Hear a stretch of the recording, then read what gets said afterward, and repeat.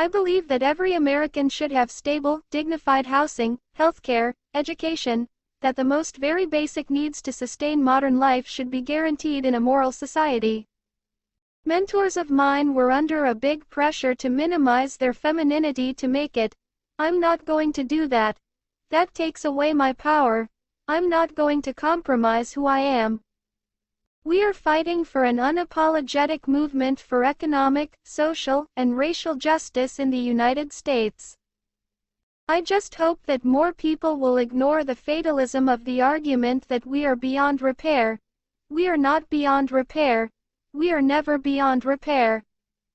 What the Bronx and Queens needs is Medicare for all, tuition-free public college, a federal jobs guarantee, and criminal justice reform.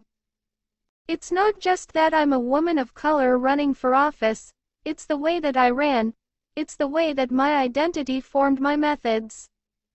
I know what it's like to access the privilege of a zip code but also be born in one that could have destined me to something else.